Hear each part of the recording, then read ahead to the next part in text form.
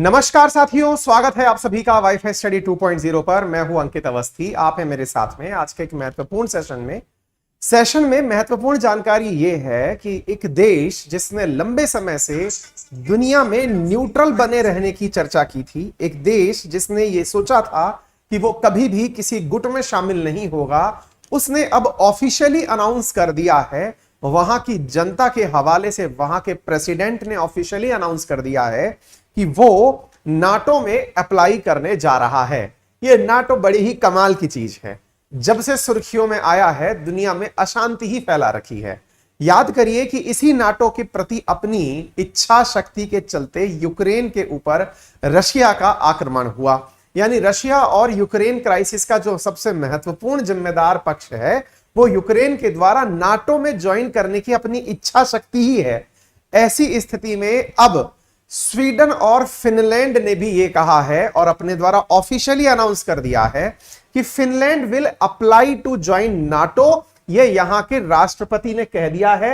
यह यहां का एक हिस्टोरिक मूव है, क्योंकि लंबे से यानी कि 1917 से लेकर के 2022 तक यह देश पूरी तरह न्यूट्रल कंट्री के रूप में रहा है। और यह न्यूट्रल कंट्री के रूप में रहा हुआ फिनलैंड, जो कि रूस के साथ 1300 किलोमीटर की बॉर्डर साझा करता है, अब अगर यह मजबूर हुआ है इस बात के लिए कि वो नाटो ज्वाइन करके ही रहेगा, तो निश्चित ही यह अपने आप में एक बहुत बड़ी बात है। इतना ही नहीं, फिनलैंड का बिल्कुल पड़ोसी है स्वीडन, जो कि हमेशा से ही न्यूट्रल था, यानी कि जब से बना तब से न्यूट्रल है 200 साल के इतिहास में। उसने भी कहा है कि वो भी अब नाटो ज्वाइन करेगा। देखिए, याद होगा मैंने आप लोगों को समय समय पर फिनलैंड की स्थिति बताई है। मुझे जहां तक याद है, शुरुआत में दुनिया भर के देशों ने यूक्रेन से शांति के रूप में यह कहा था कि वो फिनलैंड की तरह ही फिनलैंडाइजेशन क्यों नहीं अपना लेता। ऐसी चर्चाएं थी कि यदि फिनलैंड की तरह यूक्रेन भी फिनलैंडाइजेशन अपना लेगा तो कोई भी दिक्कत नहीं रहेगी, अर्थात वो न्यूट्रल बन के सुख शांति से रह पाएगा। फिर फिनलैंड की जनता ने रूस के इस प्रकार के स्पेशल मिलिट्री ऑपरेशन के खिलाफ अपने ही देश में एक जनमत तैयार किया। जनमत यह कि हमें नाटो में शामिल होना है, हमें रूस के खिलाफ जो सैन्य गठबंधन है नॉर्थ अटलांटिक ट्रीटी ऑर्गेनाइजेशन, उसमें शामिल होना है। अब यहां के राष्ट्रपति ने ऑफिशियली अनाउंस कर दिया है।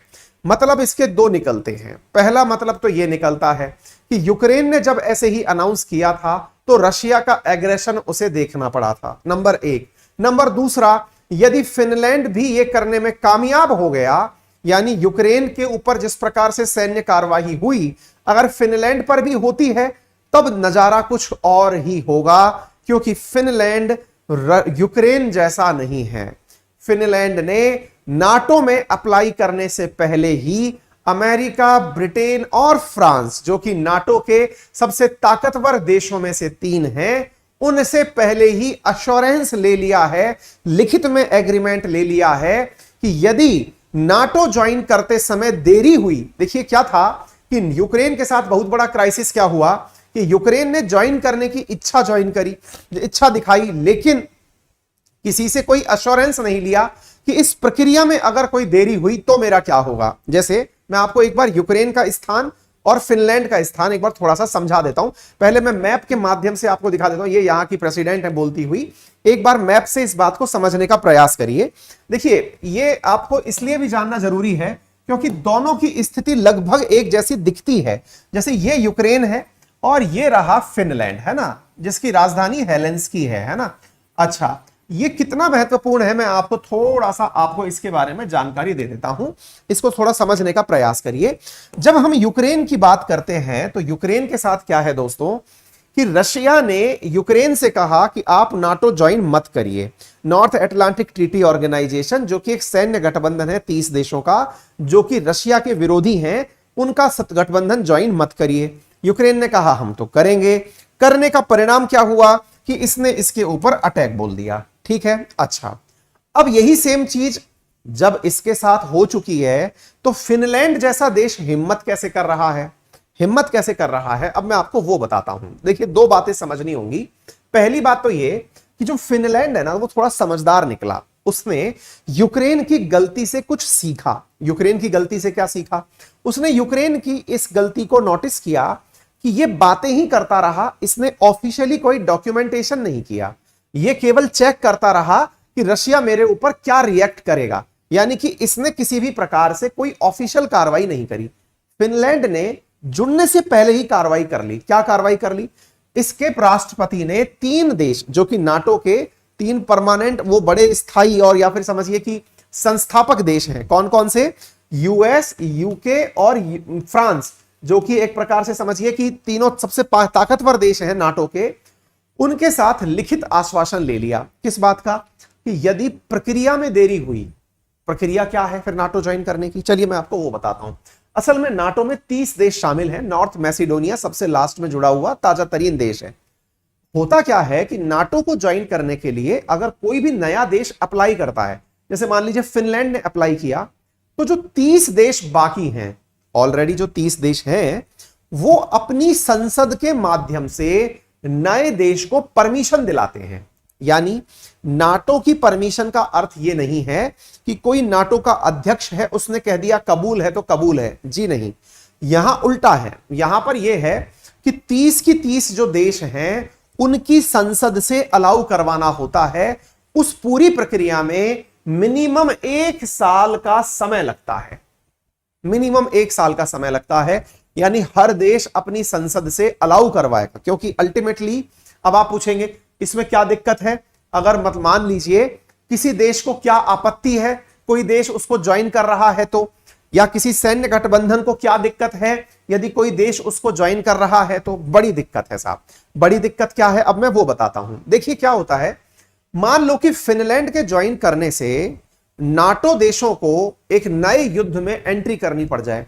क्यों? क्योंकि फिनलैंड के ज्वाइन करते ही रशिया उसको धमका चुका है, पुतिन ने कल ही धमकाया है कि इसकी तगड़ी कीमत चुकानी होगी।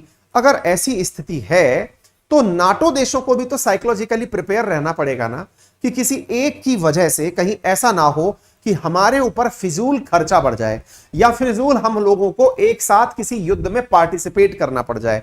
क्योंकि एक बार नाटो की मतलब एक कंडीशन ये होती है कि इन 30 देशों में से अगर किसी को भी हाथ लगाया तो 30 की 30 देशों की जो सेना है वो एक साथ मिलकर उस दुश्मन देश पर टूट पड़ेगी। तो इस बारे में कैलकुलेशन लगाने के लिए संसद से तो पूछना पड़ेगा ना। संसद उनके देश की अलाउ करती है कि नहीं, पता चल रही है उनके देशों की संसद ने मना कर दिया, बोले नहीं भाई फिनलैंड को जबरदस्ती मत ले लेना, पता चले इसके चलते हुए एक नए युद्ध में हम फंस गए, विश्व युद्ध की शुरुआत हो गई। तो ऐसी स्थिति में संसद के अंदर कम से कम 1 साल का समय लगता है 30 देशों की संसदों में, ठीक है। लेकिन फिनलैंड ने इस दौरान, इस 1 साल की प्रक्रिया के दौरान पहले ही आश्वासन ले लिया। बोले देखो मैं अप्लाई कर रहा हूं, गाजे बाजे के साथ अनाउंस भी कर रहा हूं कि मैं ज्वाइन करना चाहता हूं, लेकिन पता चले इस दौरान मैं आपको तो ज्वाइन कर नहीं पाया और इतने में ही इसने निपटा दिया। अब आप पूछेंगे फिनलैंड डरपोक है क्या? ना भाई ना। 1917 के दौरान सोवियत रूस ने फिनलैंड को हराया हुआ है। वर्ल्ड वॉर 2 के दौरान भी ये फिनलैंड जो है ना वो एक प्रकार से सोवियत रूस की तुलना में दब के ही रहा हुआ देश है। ये डरता है कि यार कहीं ऐसा ना हो कि रूस जो है वो मेरे ऊपर आक्रमण कर दे। तो ऐसी स्थिति में इसने कहा कि देखो पता चल रहा हो कि यूक्रेन की तरह मैंने भी अप्लाई किया, अप्लाई करने के नाम पर यह आश्वासन लेना भूल गया था, इसके ऊपर चढ़ाई हो गई और आप सब लोगों ने हाथ खड़े कर दिए कि हमने तो ज्वाइन ही नहीं किया था, मुझे पहले गारंटी दो तब जाके मैं पब्लिकली अनाउंस करूंगा। तो कुल मिलाकर के इसको गारंटी भी मिल गई है और इसे यह जानकारी दे दी गई है। ये सना मैरिना है यहाँ की राष्ट्रपति, प्रधानमंत्री फिनलैंड की, उन्होंने कहा है कि हम लोग, ये ऑफिशियल अनाउंसमेंट है। असल में क्या है कि पढ़ तो हम बहुत दिनों से रहे थे कि फिनलैंड चाहता है, फिनलैंड की जनता चाहती है, फिनलैंड की जनता ने एक पोल में पार्टिसिपेट करके बताया था कि हम ज्वाइन करना चाहते हैं। ये चीजें लंबे समय से चल रही थी, लेकिन ऑफिशियल अनाउंसमेंट होना फिनलैंड के प्राइम मिनिस्टर और प्रेसिडेंट इन सबका ये बहुत मायने रखता है ना। ये इतना ज्यादा मायने रखता है कि ये रूस के लिए अपने आप में एक चुनौती बन गया है। अब आप पूछेंगे वो कैसे? देखो क्या है, रूस ने यूक्रेन के माध्यम से दुनिया को यह समझाने का प्रयास किया था कि यदि कोई भी मेरी खिलाफत करेगा, देखो मैंने आपको पहले भी बताया है, आज भी बता रहा हूं कि यूक्रेन के ऊपर अटैक करने का रूस का एक ही सबसे बड़ा कारण था, और वो ये था कि रूस ये नहीं चाहता था कि उसकी सीमा तक नाटो की फोर्सेस चली आए। यही था शुरुआत से। अब तो आप सबको पता है कि यूक्रेन और रशिया क्राइसिस क्यों हुआ था। एक ही सबसे बड़ी वजह थी कि वो नहीं चाहता था कि नाटो फोर्सेस उसके देश की सीमा तक घुस जाएं। सोच के देखो कि यदि फिनलैंड जुड़ जाता है तो 1300 किलोमीटर का जो ये बॉर्डर है ना, ये अपने आप में नाटो फोर्सेस का बॉर्डर हो गया। सोच के देखो, नाटो फोर्सेस इतने बड़े क्षेत्र में, तो यहां तक, इसके बाद में एस्टोनिया, लातविया, लिथुआनिया, ये तीनों देश, यानी ये अपने आप में रशिया के लिए बहुत बड़ा सेटबैक है। अब इसकी तो तुलना में रशिया को अपना एग्रेशन दिखाना ही पड़ेगा। यदि वो चुप रह जाता है तो दुनिया ये मानेगी कि रशिया की ताकत कम हो गई है, क्योंकि अल्टीमेटली फिनलैंड ने उसके बिल्कुल बाजू में से बैठे बैठे दूसरे गुट को ज्वाइन कर लिया है। यह दर्शाता है कि रूस को इसने लाइटली लेने की कोशिश की है। रूस को इसने कैसे लेने की कोशिश की, वो ये कहता है कि जब कोई देश इस प्रकार से किसी देश पर चढ़ाई कर दे तो फिर हम तो क्या ही चीज हैं, इसलिए हमें अपनी सुरक्षा के अंदर ये सब काम करने पड़ेंगे। हाल ही में फिनलैंड के अंदर और स्वीडन के अंदर जनता से पोल करवाया गया था, पूछा गया था कि आप बताइए, ये देखिए एकदम अपडेटेड न्यूज है आपके सामने। पोल में पूछा गया था कि क्या आप चाहते हैं नाटो ज्वाइन करना। 76% देश की आबादी ने कहा कि हम चाहते हैं इस देश को, इसको ज्वाइन करना। आप इसको एक बार नोटिस करके देखें, देखिए कैसे सेंटिमेंट बदला, आप इसको समझें। फरवरी 2022 जब रशिया ने यूक्रेन पर चढ़ाई करी, उस समय से पहले तक फिनलैंड के लोग कभी भी नाटो ज्वाइन नहीं करना चाहते थे। बार बार पोल करवा के पूछा जाता था तो 30% अधिकतम लोगों ने अपनी इच्छा व्यक्त की थी। जिस मंथ रूस ने यूक्रेन पर चढ़ाई करी, उस समय 53% लोगों ने यह कहा कि वो नाटो ज्वाइन करना चाहते हैं। धीरे धीरे देखिए आप सेंटिमेंट कैसे बदलता चला गया। मार्च में 62% लोगों ने कहा कि वो तो अब नाटो ज्वाइन करना ही चाहते हैं। मई के महीने में तात्कालिक रूप से जो अभी सर्वे हुआ है, उसमें 76% लोगों ने कह दिया है कि वो नाटो ज्वाइन करना चाहते हैं। यानी सेंटिमेंट देखिए किस प्रकार से बदलते जा रहे हैं। ये अपने आप में बेहद चुनौतीपूर्ण है, गंभीर विषय है। स्वीडन की कहानी अब आपको जाननी चाहिए। फिनलैंड के बारे में आपने सुन लिया, अब स्वीडन के बारे में सुन लीजिए। देखिए दो देश पड़ोसी हैं, ये रहा स्वीडन, ये रहा फिनलैंड और ये रहा स्वीडन। तो फिनलैंड की तो 76% आबादी ने ऐसा कह दिया, लेकिन इंटरेस्टिंग बात यह है कि केवल फिनलैंड ही नहीं, इसका पड़ोसी स्वीडन जिसकी राजधानी स्टॉकहोम है, यह भी कह रहा है कि मैं भी नाटो ज्वाइन करूंगा। ये देखिए अब इनका ऑफिशियल अनाउंसमेंट देख लीजिए, ये इनका ऑफिशियल अनाउंसमेंट रहा। स्वीडन के प्राइम मिनिस्टर मैग्डालिना एंडरसन ने कहा कि वो नाटो ज्वाइन करना चाहते हैं। यानी स्वीडन ने भी ऑफिशियली नाटो ज्वाइन करने के लिए सोच लिया है। देखिए अंतरराष्ट्रीय स्तर पर ये दो घटनाएं बहुत मायने रखती हैं।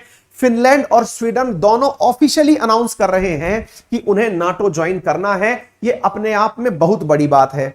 अब आप पूछेंगे इनके पोल रिजल्ट्स क्या कहते हैं।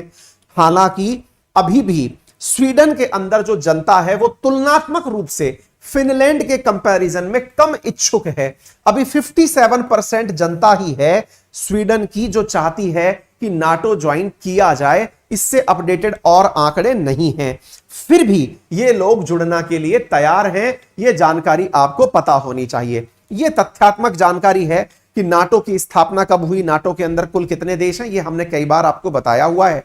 मुख्यालय इसका ब्रसेल्स बेल्जियम में है, हर बालक जानता है।